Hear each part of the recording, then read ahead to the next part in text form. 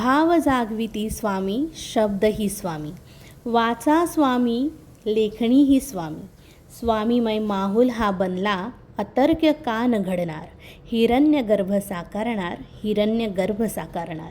श्री स्वामी समर्थ. स्वागत आहे तुमचं कथा आनंद या पावन आणि प्रेरणादायी गोष्टीच्या प्रवासात.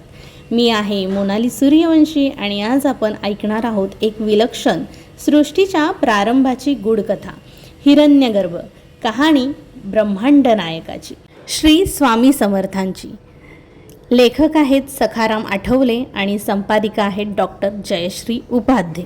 या कथेतून उलगडेल सृष्टीच्या उत्पत्तीचे रहस्य, ब्रह्मदेवाच्या रूपात दडलेलं अनंत सामर्थ्य आणि त्या परमेश्वराचं एक अनोखं तेजस्वी रूप ज्यातून निर्माण झालं हे संपूर्ण ब्रह्मांड.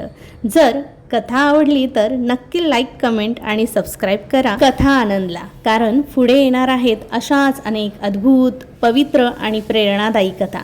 चला तर मग ध्यान एकवटूया आणि सुरू करूया आजची ही दिव्य गोष्ट.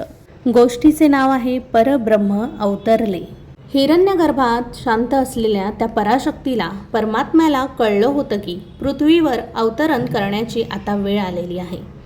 भारतवर्षात तो काळ शके 1071चा होता, म्हणजे इसवी सन 1149.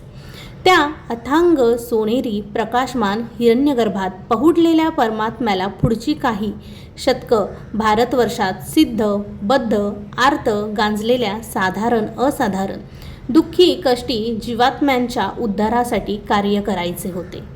कलागणनेनुसार 1000-1200 वर्ष इथं सम्राट अशोकापासून ते मौर्य किंवा हुन वंशातील अनेक राजे राजवाड्यांनी आपापल्या राजवटीत त्यावेळच्या सनातन धर्माचा ऱ्हास केला होता. सर्व सृष्टीला त्राही त्राही करून सोडलं होतं. धर्माचं अभ्युत्थान करणारा तो जगन्नियता या सर्व गदारोळात अंधाधुंदीत जणू आपल्या सृष्टीला विसरला की काय. अज्ञानात गुरफटलेल्या आणि भरकटलेल्या जीवांना आता खरी जरूर होती ती एका परमात्म्याच्या अवताराची. सनातन धर्म जो खऱ्या अर्थानं हजारो वर्षांपासून संपूर्ण विश्वाला मार्गदर्शन करत होता, त्याच्या पुनरुज्जीवनाची मुहूर्तमेढ रोवली जाणं याची गरज आता जणू सर्व सृष्टीला भासत होती. त्या जगन्नियंत्यानं आता निर्णय घेतला होता. त्या परब्रह्माच्या अवतरणाची चाहूल सृष्टीलाही लागली होती.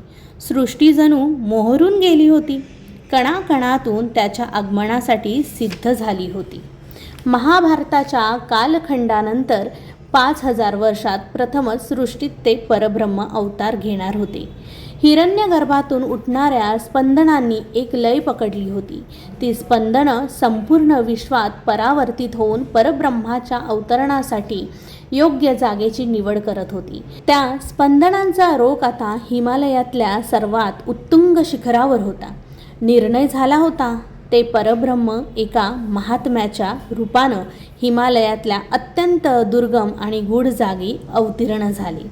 एक तरुण तेजपुंज योगीराज, जवळजवळ 7 फूट उंची, ताम्रासारखा चमकदार तांबूस वर्ण, संबंध, अंगास भस्म फासलेलं, अजानुबाहू हात, हातात त्रिशूळ आणि कमंडलू, कमरेला लंगोटी, पायात खडावा, डोक्यावर जटांचा संभार, ते भेदक डोळे, तेज नजर, गोलाकार मुखमंडल, कानाच्या लांब आणि पातळ पाळ्या, गळ्यात रुद्राक्षांची माळ, केवळ असामान्य योगीराजांच्या रूपानं जणू तेजच अवतरलं.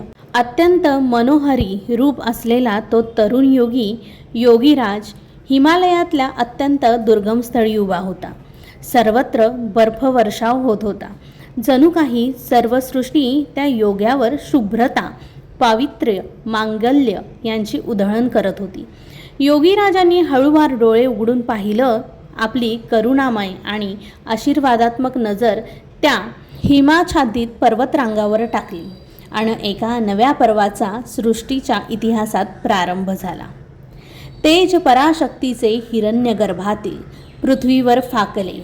पुनरुज्जीवन सृष्टीचे करण्या योगीराज अवतरले.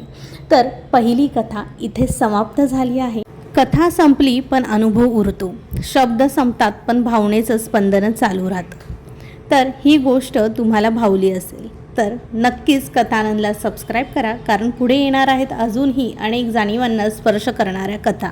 कथा आवडली असेल तर एक प्रेमळ लाईक द्या आणि तुमचं मत, भावना किंवा आवडलेला भाग कमेंटमध्ये नक्की शेअर करा, कारण तुमच्या लाईक आणि कमेंटमधूनच मला पुढच्या कथा सांगायला ऊर्जा मिळेल. श्री स्वामी समर्थ.